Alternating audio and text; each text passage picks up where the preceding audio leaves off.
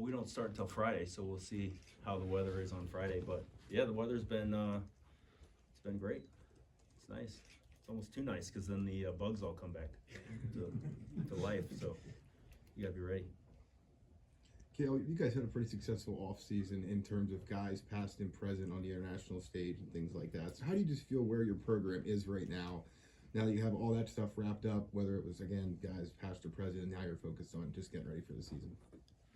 Yeah, I think you're always looking ahead, right? I mean, the past is you want to do your best in the time and then get ready for the next thing, right? So we're working year round, obviously, and we have kids competing and men and women in freestyle. But yeah, I think overall it's been a successful year. But of course we're looking ahead to what's coming up. You know, it's always the most important thing is the future.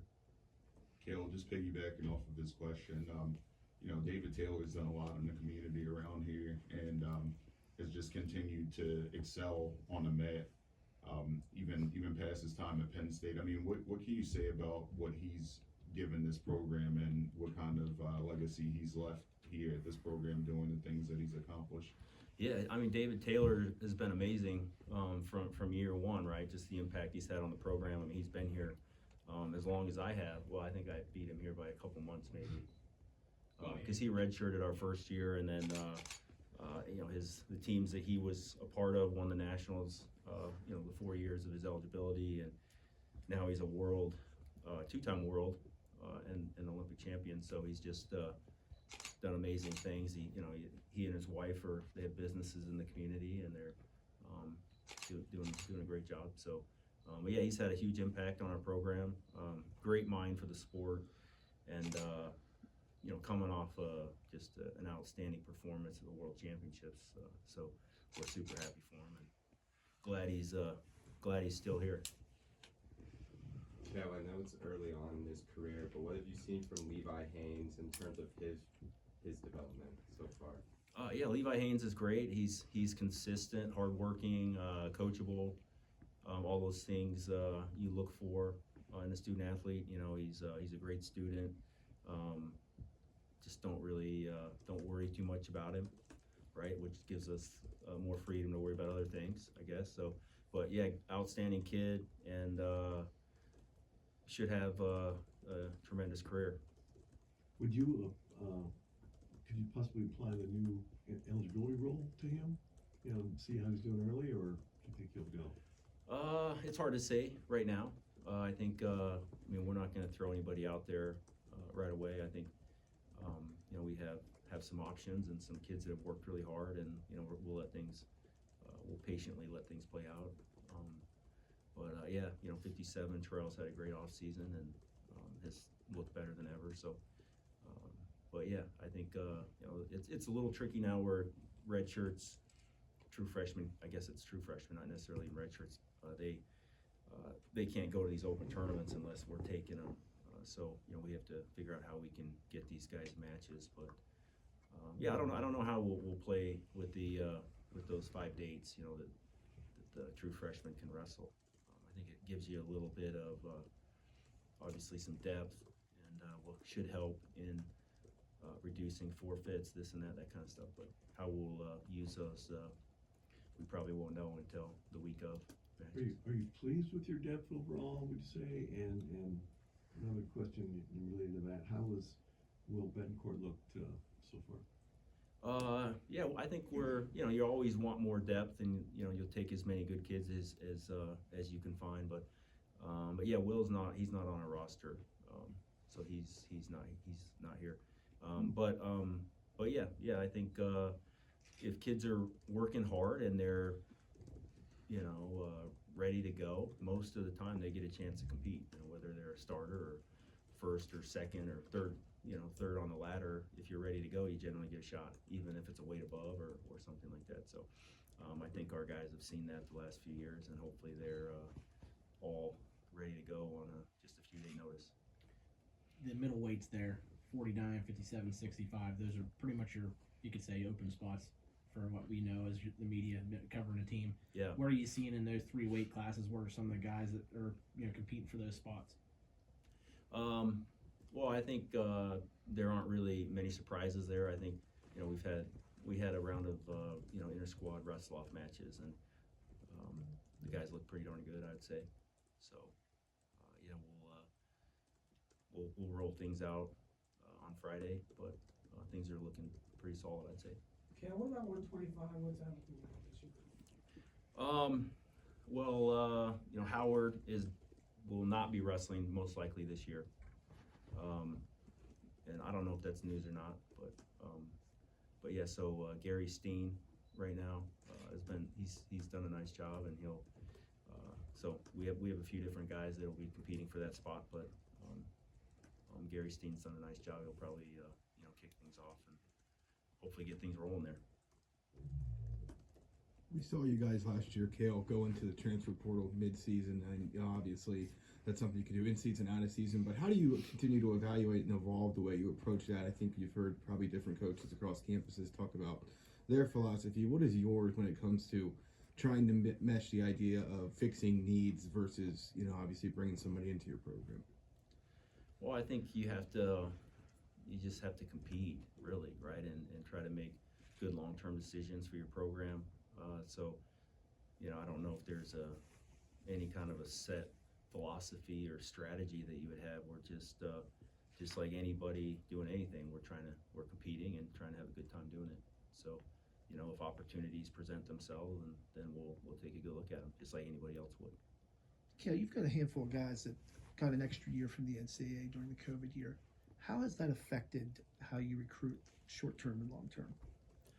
Yeah, the extra COVID year it's been it's just challenging, I think, even for the kids, because they're all of a sudden they have to make a decision if they're going to wrestle again. Maybe they weren't thinking about that, but then the flip side is they wouldn't want to walk away from the sport when they have a chance to compete again. So it's not something like they wouldn't want to look back and regret something. So it kind of puts them in a tough spot. But yeah, I think more than anything, it's just communicating with them and trying to figure out what their plans are, and then but it definitely does affect your recruiting, just because if somebody has 3 years of eligibility left, and we're hoping they use them, then that's you're looking at at what year down the line are we looking at as far as getting a recruit in here. And not a lot of kids want to come in thinking they're going to sit a year. Wrestling's unique in that you can come in and, for the most part, you can earn your spot. Yeah, it's just adds another layer that everybody's in the same boat. So we're doing the best we can.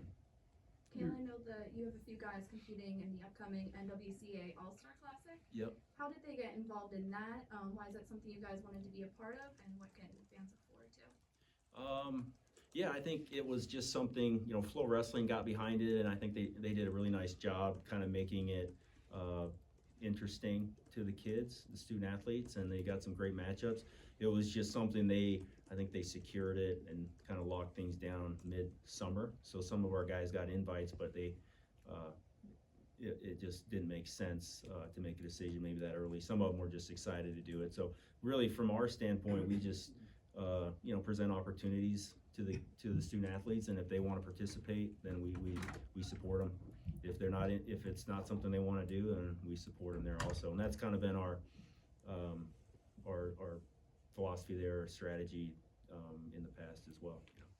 So, but yeah, it looks like it'll be a great event. I know 3 really exciting matches that our student athletes are excited about. So should be good. Can you give us an idea of what the plan is for Roman this year? Is he going to be the whole year? Is he going to be? Yeah, I think he's here. He's here and he's in school, and he's planning on wrestling. I think there'll be some matches if we can kind of sit him. We will definitely be looking to do that. So I think it would be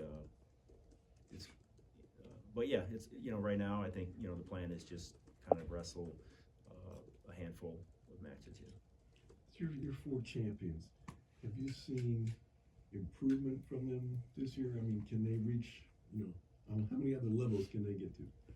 Yeah, I think progress is the name of the game, and never being satisfied where you're at. It's not about necessarily winning. Again, it's just about making steps and climbing and improving, and you can improve in technique. You know, your mental approach, your just different. There's so many different ways and avenues you can improve. So to us, it's more about, hey, let's just keep getting better and improving. And I think, yeah, each one of them, I think, are going to be better this year than they were last year. Yeah. So, but again, it's up to them. You know, they're the ones that still have to go out there and you know, let it rip when they compete and just be themselves. But yeah, I mean, they look really good. Bo is listed at 141, at least on the website. How do you think his experience at 149 last year will kind of benefit him at a lighter weight class? Well, I think the experience is great, and yeah, I mean, he's going 141. Do you say it's listed or isn't listed? On Go PSU it is. Yeah. He's going 41, and that's a more natural weight for him. He had to kind of work hard to keep his weight up, and he's strong enough and just good enough that he was competitive there. I mean, he was right in the mix, but I think he feels a little bit more comfortable at 41. And you know, that was just one of those COVID deals where, you know, on paper it made sense where he was going to redshirt. Nittany would graduate, and then, you know, he'd fill in at 41, but Nittany got another year, and so he was willing to kind of do that for the team and go in there and wrestle 49. But yeah, experience is great, and but with him, he's still, you know, just gotta, just like every one of the guys on our team, they just be themselves and go score points, and he'll do really well. Regarding the new redshirt rule changes, have you seen that impact the mindset of any of the freshmen who, you know, maybe wouldn't think they'd get in right away previously, or just have seen that change their mindset at all? I can't really say. We have a fairly small class. We just had three student athletes come in, but they know that you know, they could be called up at any time, right? It's not in the past. I think if you're redshirting, we would hope they're going and competing and hitting the open tournaments, but maybe they're not mentally preparing to, you know, wrestle in a big match or in a dual meet at all, right? So I think it just kind of sets that tone and sends that message that they just got to be ready, and I think our kids are expecting that and looking forward to it. Two guys we heard a lot about this time last year when they came into Penn State were Shane Van Ness and Alex Facundo. What have you seen from them in terms of growth from this time last year to now? Yeah, they're both I mean, they're great. I mean, they both looking really good. You know, starting with Van Ness, I think he just you know, he's a goer, and he just had some nagging injuries that he needed to kind of take care of. And so he didn't get a chance to wrestle as much, but he's really good, and he's a tough kid. So he's going to compete hard, and he's healthy and excited to go. And yeah, Facundo, he got a little bit more, not a little bit, a lot more experience, more matches, but same thing, great kid. Just, you know, quality student athletes all across the board, and they're very good wrestlers. So we're excited to watch them compete. Kind of a two-parter. How big is it for a guy like Roman to return to the program? And on the flip side, when you lose a guy like Nittany, how hard is it replacing him? Well, yeah, I think you know, we're obviously very excited to have Roman back. I think everyone in college wrestling is excited to see him come back. He's just he's a special one, right? The way he competes, and he's improved every year, and I think he's improved, which is hard to say, but even from the last year, he's just always working, always training. So yeah, we're excited to have him back. And yeah, you know, Nittany, he did a outstanding job while I was here, right? He two-time national champion. I think, was he a 5-time All-American? Freshman year, right? He loses first round of the NCAA tournament, battles back, helps us win one of the more exciting team races that I remember, at least, and just out of guts and determination. So yeah, well, but he's still, you know, he's still in the Illinois Wrestling Club, but you know, I don't overthink those things, you know. I mean, you do the best you can when it's your time, and then you move on, right? So, you know, he did his time and had a great experience, and we're grateful that he was here. Now it's time to go pursue that next stage in his life. Do you think there's a lot of excitement around 2 Jordan Center matches this year? You know, I don't know. I think they're both exciting matches. I think every match is exciting. You know, I think if we were wrestling on this weekend, or regardless of, it would be. I mean, we're pretty. I would say just consistent. You know, as a coaching staff, we don't get too high or too low. It's just. So yeah, we're excited about them. Haven't thought too much about them. I mean, we're focused on our first match, and really just excited to see our guys compete and see where we're at, and then see what we need to do to improve. But that's just that's what. Well, the best part of my job is just hanging out with a lot of motivated, great quality people, student athletes, coaches. But another part is just competing, and just as we compete, look for ways to improve, and that's the plan, same as it always is. 2-part for you here. Yep. It seems like you guys always go above and beyond to try to get the smaller schools on your guys' schedule. Clarion, you know, I say Lock Haven's smaller because I mean they still are, but they're still decent. They've been making a name for themselves for the past couple years. But you know, how important is it for you guys to have those schools come here, you go there, and then just talk a little bit about Lock Haven for Friday night? Yeah, I mean, we're just trying to get matches, and Lock Haven actually kind of filled in last minute. We had a team that wasn't able to come in for whatever reason, and you know, Coach Moore he's going to compete. He loves to compete, and he stepped up right away. And we know they have a really good team. You know, they've had a very successful dual team, especially recently. Very tough. So yeah, we're expecting you know, a great match, and looking forward to competing. We know they're going to come in and compete hard, and they always do. So we got to be ready to roll. How has the opportunity for name, image, and likeness for about a year into that at this point? How has that impacted your program, and how would you say, whether it's with administration changes or whether it's just with stuff you guys have learned, or maybe it's stuff that Roman might bring to the table since he's obviously very active in that space, how have you all changed or improved or altered the way you attack NIL, and how it can help your program? I would just say, you know, we're going to compete. You know, we're not going to take a back seat to anybody, and that's in all aspects of our program. We have, you know, with Pat Kraft as AD. I mean, he's you know, we're blessed to have him here. Just his determination and focus, and you know, problem-solving attitude, and just setting a high standard, you know, as far as competition and what's expected. It's been really exciting. But yeah, in whether it's NIL or whatever, you know, we're going to compete. That's our job. That's you know, that's what we do.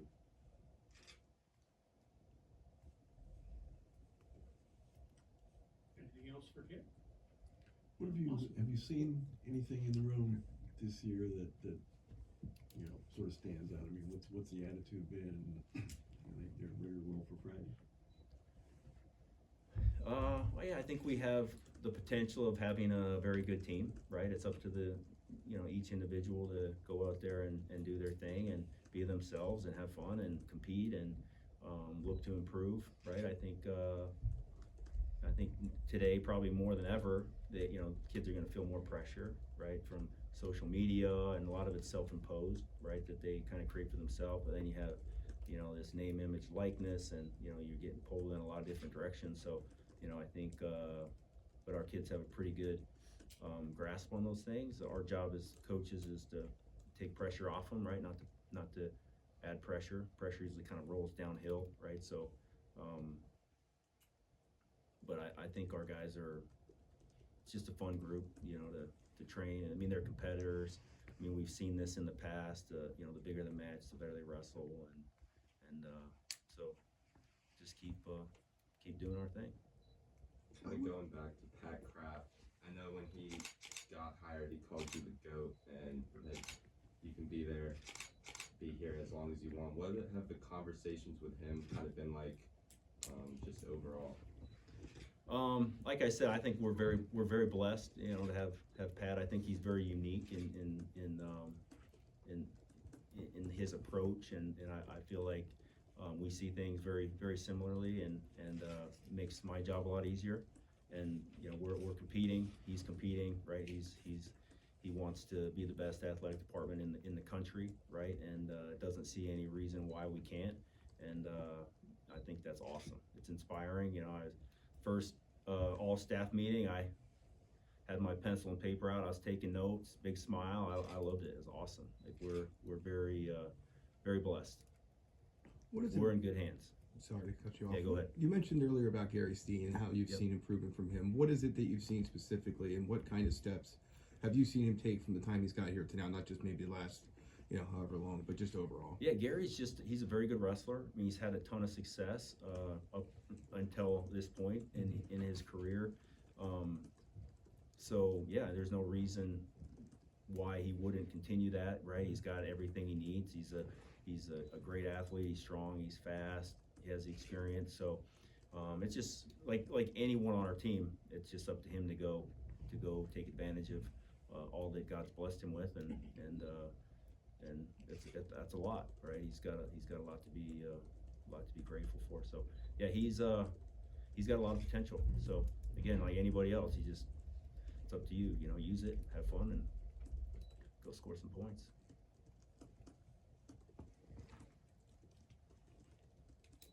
Cool. All right. All right. Yeah, thank you very much. So you've got, you guys will start pulling guys out probably in about 20 minutes or so. You're welcome to kind of chill in here, but when you